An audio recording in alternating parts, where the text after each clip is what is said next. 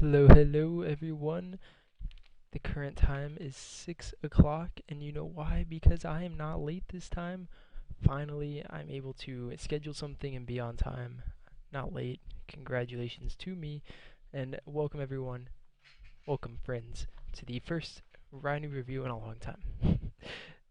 Finally, 343 fixed their stuff so that I'm able to download replays that other people have sent me. And if you guys would like to know how to do that, go to my YouTube channel. It's called the RyaNoob vlog, RyaNoob review, or something like that. Gives you detailed instructions on how to submit your games. And today we're going to be going over Regret Slayer sent in for me by Eveul. He's on Team Dark Side, and this is going to be a fun game to go over. I got a lot of things that I want to talk about and some other stuff, but let me load up the game really quick. Completely forgot to do that while on my break. And here we go.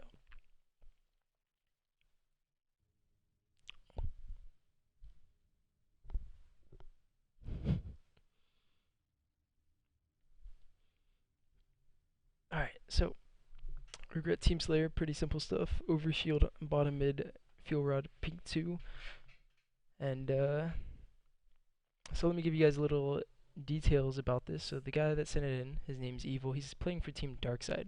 He said that this was a tournament game that he was able to send me that was between his team and Team IM.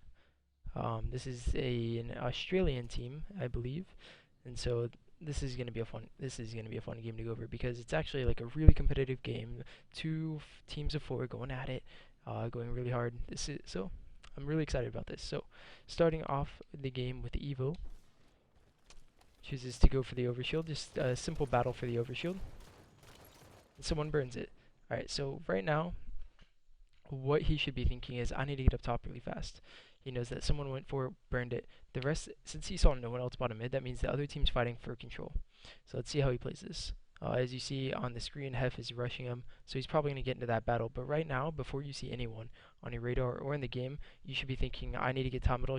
I'm pretty sure he's thinking about doing this little jump right here. Simple stuff. Gets into a battle, wins it. So good start for his team. His team actually goes 3 down here, and so actually 4 down here. So they're all spawning at blue base. So he spawns blue base as well. Sometimes when you're the 4th person to spawn, you'll spawn at red base, while 3 of your teammates are in blue. Just a couple of different scenarios for you guys. If you spawn at red in this position while your entire team spawn blue, say, hey guys, I'm flanking, yada yada. But he spawned at blue base, so he's just got to figure out with his team how to get out. Because he got 2 kills right before he died, that means that his opponents are also off spawn. So there can only be 2 people in the top middle or pushing the base. And so let's see how he plays this game.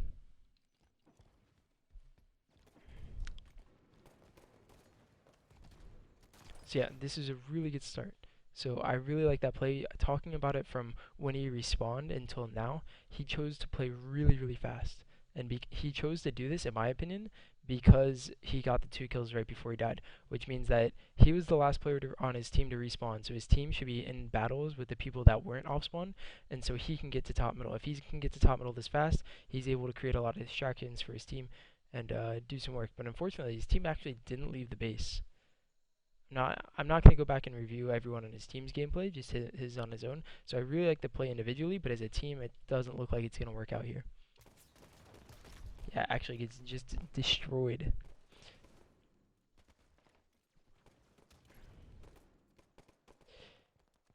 Alright, so again, coming off respawn, gonna grab the BR.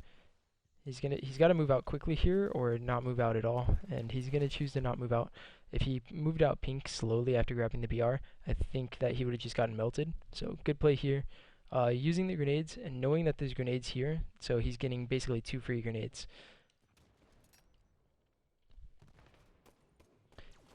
So watching this play out, he's letting his team do some work. He's poking in and out to see if there's a position for him to go, or at least like baiting the enemy team out of position. And actually, because he baited the guy to shoot him a couple of times, he wasn't able to stay alive from Luke shooting him across the map. So good play by Eveul so far.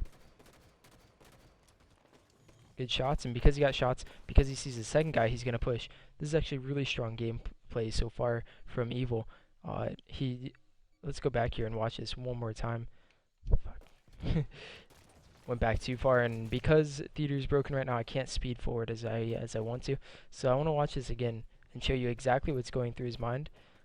Usually in this game, when you get into fights, you don't really see 4 players. So you usually see like 2, maybe 3 at most, but 4 is really an anomaly. So I want to show you guys what I mean by this. So he's shooting at Adam, or he sees Adam. Adam goes down. So that means the guy pink 2 is dead. If he sees 2 players, he should know that a 3rd player isn't fighting him, or be under the assumption that a 3rd player isn't going to fight him. So when he shoots down this guy car 2, he sees shots onto Dante right here from the guy top middle, Benno. Because he sees those 2 players, that's 3 players spotted. He should be under the assumption, and the correct assumption, that a guy top middle, like a 4th guy top middle, isn't gonna be fighting him. So I like this play here. He does end up fighting him, but just overall, like as a strategic like assumption, a general assumption, I feel like this is a smart play and something that you might want to look out for in your games. So he does end up going down, but because he was able to make like a lot of things happen, his team's able to get top mid control, and because of that, they should be getting a decent sized lead right here. So yeah, you see his team's doing a lot of work top middle. I feel like he could have gotten pink 2 here. Not too big of a deal if he goes fast or slow because his team's in position. So again, great stuff here.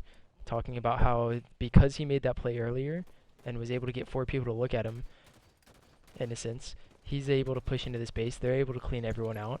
The guy bottom blue dies. He stays alive. Great play. Look at this. They got like 6 kills in a row just from that one thing that I was talking about earlier. Not able to finish this guy up. This guy could cause a lot of problems here. Yeah, now if he was able to get that kill, he could have gotten pink 2 control. But using this little ledge, nice work from him. He's going to be able to finish the kill. And now he's in a 1v1 for Plasma Caster control. His teammate's going to come and help him. And so overall, just like really strong play. Honestly, I can't say anything is wrong with this play. He actually like had it in his mind that he wanted to jump up on the ledge. If you pay attention to some people's gameplays, you can see how strong they are sometimes, like how decided they are when they do some movements, and then you can see like, you can say something like as well, some people just move based on what they're feeling rather than I'm going to go to this spot because of a reason. It's just something to look out for more in these games that I do end up watching. Wins a 1v1 that he certainly should not win, getting caught off guard a little bit there, but that happens in these games. So his team calls out that they've got Overshield. He's looking for some ammo, but they should be able to push out really hard right here. And with a 6 kill lead, this is looking pretty good for them. He's got so right here. All right, this is a mistake that I see a lot of players make. So I don't remember what happens here. I've watched this over a couple of times just to get some talking points.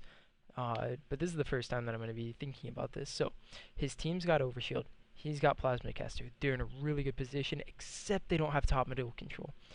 So the biggest mistake that I see here constantly, is that this guy pushes to pink 2. Why is this wrong? His team's not going to lose that car side battle.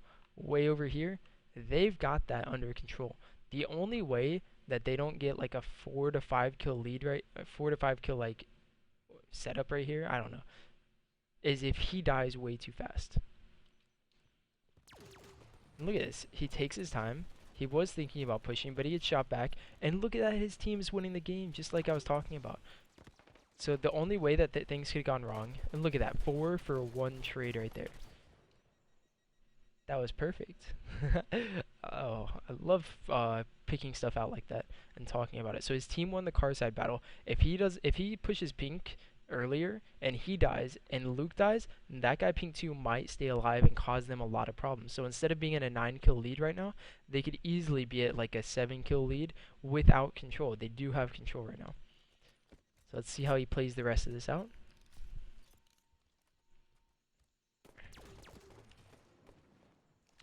So they've got him trapped in red base again. He's in a little bit of a weird position right now. His team gets a kill though. That's huge. And so now he's able to push into the base, but he's not.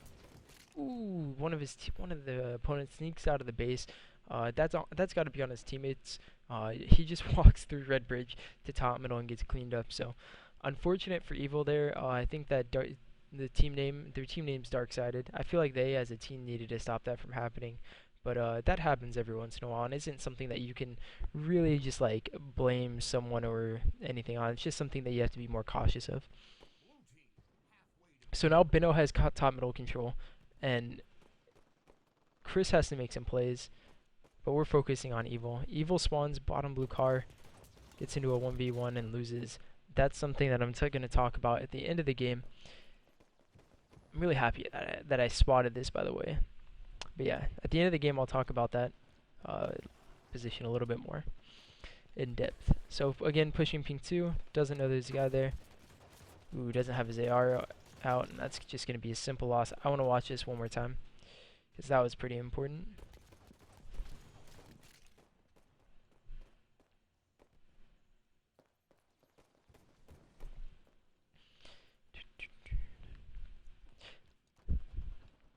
Alright, so does he have any inclination that a guy's pink 2? Right there, you saw a grenade fly through the screen. Again, this is... Not again. So that's something that I want to talk about, is that something that the highest skilled people will see that and either consciously or unconsciously know or subconsciously know that there's a guy pink 2. Not like you can say, "Oh, I didn't see that grenade, so I didn't know there's a guy pink 2." But honestly, you can't really have that mentality if you're trying to be the best player that you can be. You have to always notice stuff like this. But then yeah, gets into a 1v1 and loses it. So not too big of a mistake. All that happened was that he didn't see a grenade when he should have, and because of that, he didn't have his AR out and lost the battle pretty easily.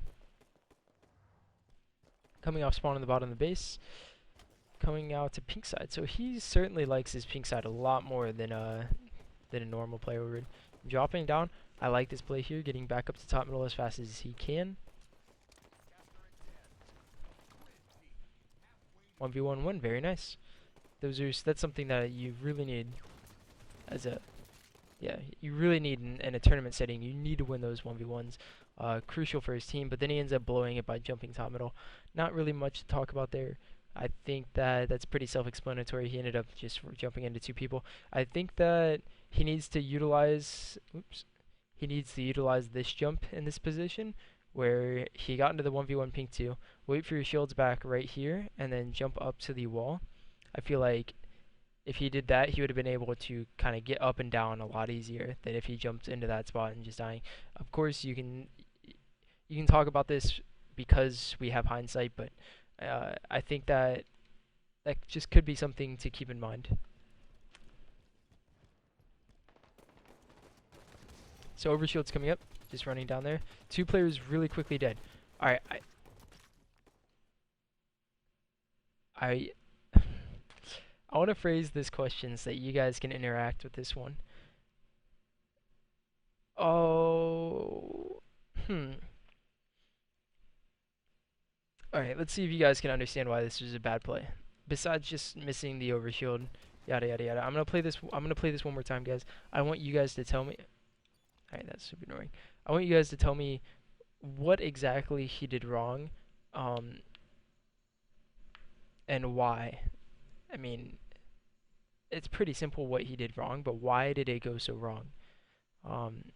What was the higher percentage play and why? I guess that's the best way to describe it, right? So again, theater's broken. I can't fast forward through this death. So coming off respawn, I'm gonna play it one more time, back it up, and then pause it at the exact moment that I want you guys to talk about.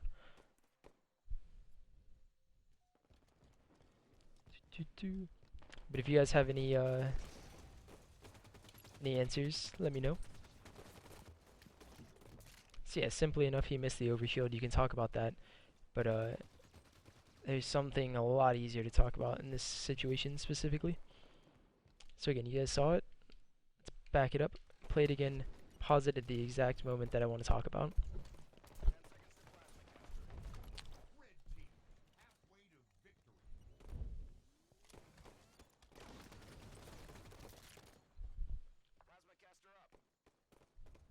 Wasted his thrust. Oh, love it. I think someone's got the idea. Alright. Stop. Stop. Alright. Whatever. Better play would be a bait. Should he just close his eyes? There you go. Boo Bear's got an idea. Could have tried to bait the overshield. He had a teammate behind him and he should have backed down to let him have it. It's not about letting his teammate have it. Should have shot with his teammates. There we go. I think he should have focused on the kills because there were 2 down. Kill the weak guy, grab the OS. Alright, you guys have a general understanding of what I'm talking about here. So again, I have to play it one more time because I went too far because theater's broken right now. Theater's like unbelievably broken right now. So, in my opinion, he played it wrong. When his team got 2 kills, there was no one threatening the overshield, and so it was a 2v3. All of his teammates were on the bottom side of the map, and none of their team were threatening the overshield. So let me just play it. Let me pause it really quick. So right here, right? Yeah, that's broken too. Alright. So look at this. Look at where his team's at. Look at where their team's at. So once he gets to this kill, this is super annoying, guys. Sorry, but once he gets this kill, the opponents are 2 alive, and they're not going to be off respawns for a long time. So he's got a lot to work with right here. It is actually a 2v2. Never mind. I might have been a little bit wrong, but I think that he could have just played this a lot slower. God, that sounds super annoying. So yeah. Anyway, never mind. 2 of his teammates died. I messed that up. Not as big of a deal as I was going to bring it up to be, but yeah, simple enough to miss the overshield. I think that if he would have shot a lot more rather than just going for it, it would have panned out a lot better for his team. And I assumed that his team was 3 alive, but they were not, so my bad. He waited too long to grab the OV. No, he didn't wait too long to grab the OV. He missed the overshield on accident, and that happens. But his team ends up burning it, so not too big of a deal. They're up 34 to 31. Trying to get this kill, cannot get it. So his team got a kill. Theater's super broken, so I can't look at the scoreboard. Whew, this was a great play. That was a superb play. Completely forgot about the guy behind him, but otherwise a superb play. That was superb. Let me talk about this a little bit more. So, one of the opponents are on the bottom side of the map. One of his opponents are dead. That leaves the last 2 guys. Yeah, last 2 guys are anywhere on the map. Let's not focus on the last 2 guys. Let's just focus on the idea that 2 guys are off the map right now. So if he makes a play fast at top car, he's gonna put himself and his team in a really good position. So it pushes that guy back. He's able to push him down, get him to the bottom side of the map again, and now his team should be in a prime position. Kind of a prime position. They end up getting 2 kills, forces the guy on the bottom of the map. Now they have top mid control. So again, good play there. Doesn't forget about the guy bottom car. And the one big mistake of the entire game right there. Let me get a drink of water really quick.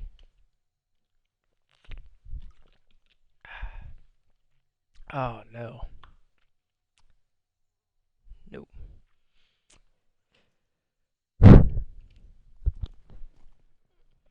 I honestly can't blame him too much for this play because it's a play that happens. It's something that happens honestly in Halo. Again, can't fast forward. I really wish I could fast forward, but super annoying.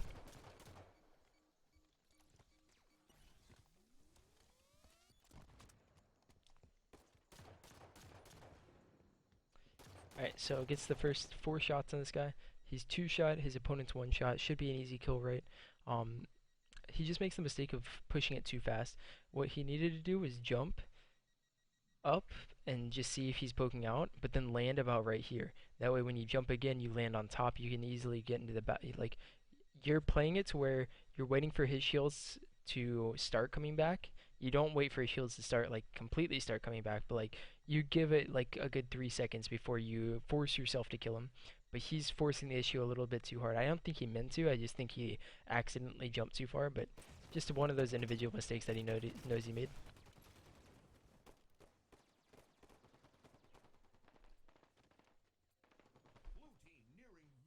So for those of you in the chat that are asking questions that don't pertain with the game specifically, or like an overarching idea, if you have specifics about the game, like, hey, he did this here, I'd love to go back and look at it, but if you have any general questions or questions about other things, wait until after the stream and I will be able to talk about it. Thanks.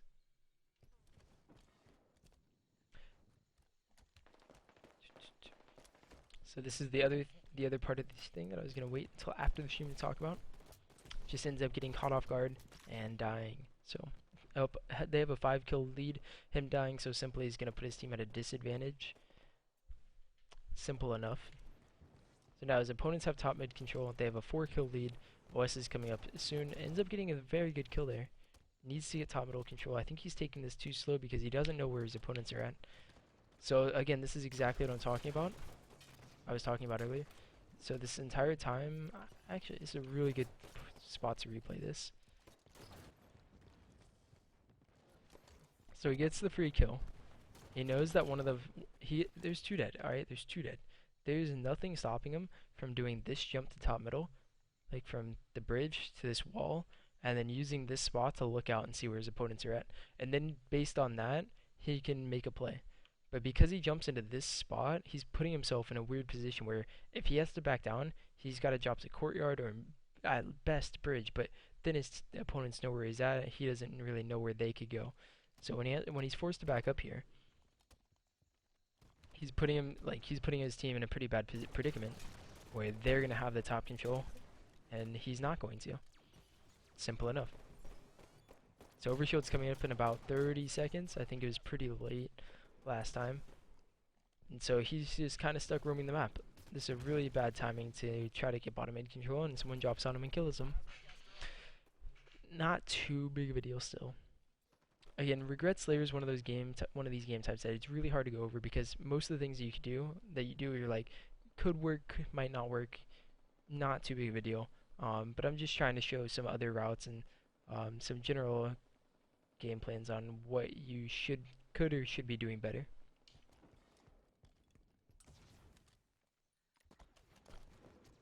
Yeah, Overshield's up in about 10 seconds, and he's getting into a battle ping too. Generally, I don't know. Overshield's coming up 10 seconds. His team's 1 down. If he gets that kill, forces it to be a 3v3 with Overshield coming up in about 5 seconds, that could go pretty well for his team. But because his team's 1 down and his opponents have control waiting for an Overshield to come up, I think that he's pretty boned, honestly. Don't know if he could have done much different because, again, that's one of the... If his opponents don't have ping 2 control, maybe it works out if his opponents are going 4 for OS or if he makes a play. But honestly, if he just goes bottom mid for the Overshield, he's probably going to die. So I don't mind that play too much.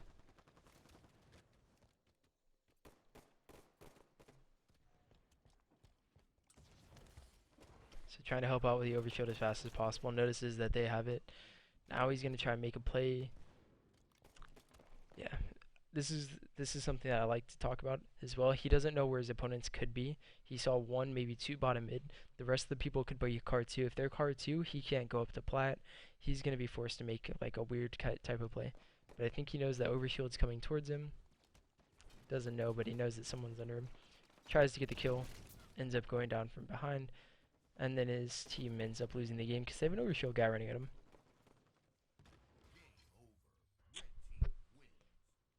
So yeah, if you guys have any questions about the game, feel free to ask them now. I'm going to go to 2 specific points and talk about them because I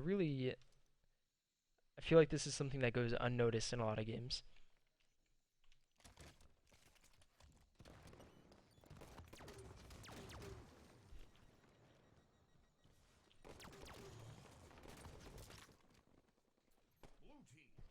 So after I go over these 2 points, or this 1 point twice, I'm gonna take questions that you guys had about the game. that'll be great. That'll be a good first RyaNoob review. Went a lot shorter than I thought it would be, but I think that's just how Halo 5 is going to be in general. So, stop the AR shots from happening. So he spawns bottom blue car. When you spawn bottom blue car and your opponents are coming off respawn, that's where they're going to be. Like, alright, let's talk about the Halo 5 spawn system. You're going to spawn as far away from your opponents as you basically possibly can in the spawn zones that are allotted. So, most of the time, this spot right here, and this spot right here are going to be the farthest spots. So if you spawn in one of those two spots, you're going to be the farthest point from your opponents. Now, if you spawn bottom blue car like Eveul does here, that means that there is a really good chance that someone's blue 2. And you have to go about either clearing the base or just being aware of it. He spawns here and ends up going into blue 2, like going blue plat, and then gets caught sprinting because he doesn't realize that the guy could be blue 2. He actually didn't see the guy that stopped him from spawning, but again, because he spawned there, it's opening. That spawn doesn't block the blue 2 spawns, and since there's fighting going on red 2, as you see over here, that's forcing his opponents to spawn blue 2. Now, I would say, again, not that big of a deal. It happens. But honestly, guys, this is something that saves you 1 or 2 deaths per game, and saving 1 or 2 deaths per game is equivalent of like 5 kills. So I'm going to fast forward to the about 7-minute mark. I think he's coming off respawn right now. Let's just back it up one time. Eveul. So he ends up going down to this guy top middle.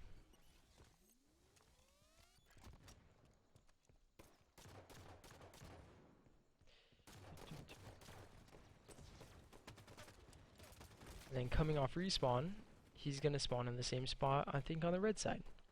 So when he spawns here again, he spawns on the pink side. So when he spawns here, and he's looking into a base where none of his team's at, that means that there's a person there, guys.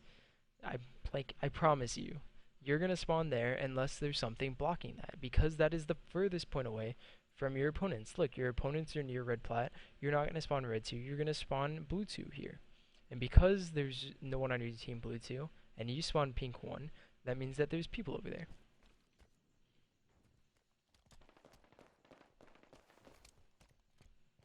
So he doesn't even notice the guy that went out of the base plat side, but does end up getting caught from the guy behind him. So that could have just as easily been a guy spawned blue 2 and then played it patiently, but it was more so of, because you spawned pink 1, there could be a guy back blue. I just wanted to talk about that because it happened twice in this game, and it happens all the time throughout all the games that I watch. So you can equate it to True Slayer. If you spawn in the bubble, it's a lot harder on True Slayer, because if you can just spawn in the bubble randomly and no one's even, like, if you spawn blue bubble, they could be in blue base, they could not be in blue base. It's just one of those, like, fuck you spawns, you know. Like if they're red 2, I guess red bubble is basically the same far away as like back blue glass. So I don't know. That's just something that that you guys should probably look out for, and I should probably look out for it a lot more too. So so that's it for all the stuff that I have to talk about this game specifically. If you guys have any questions, haven't seen too many pop up in the chat, but I'll respond to some of the chat right now.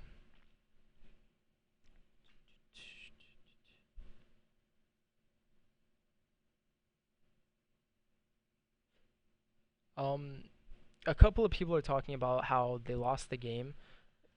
They had like a 5-kill lead right now, and they end up losing this game.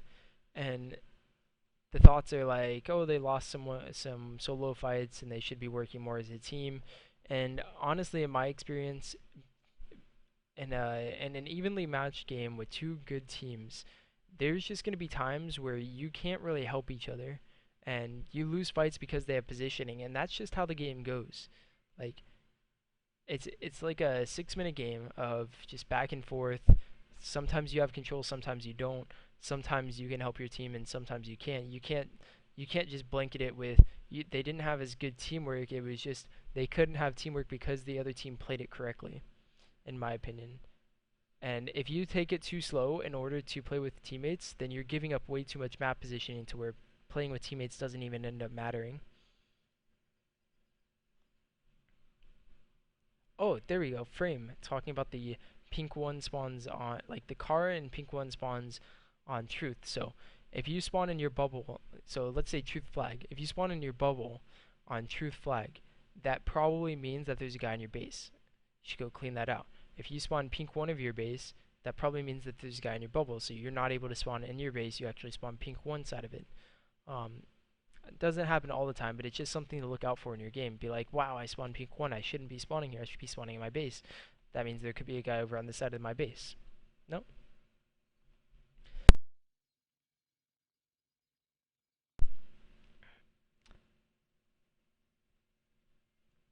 Alright, so I guess there's not really any questions. Um, so SLC VAC asks, could I go over an Eden Strongholds? That's a good question because it works with what I want to talk about.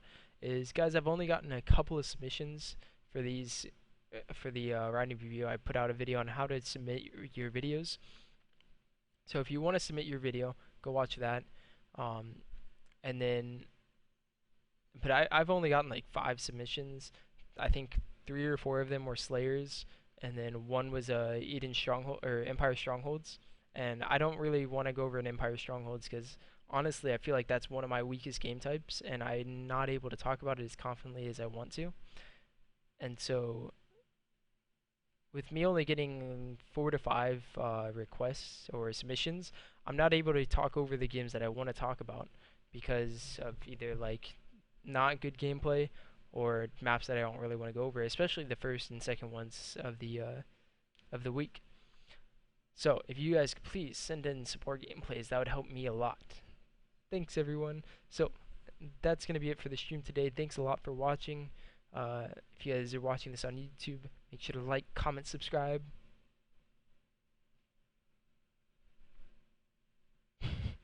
But thanks everyone for watching. I had a lot of fun. My voice was a little bit raspy, and I was a little bit de-energized. Hopefully I can get better at this and work on this in the long run. So thanks everyone for watching. Bye.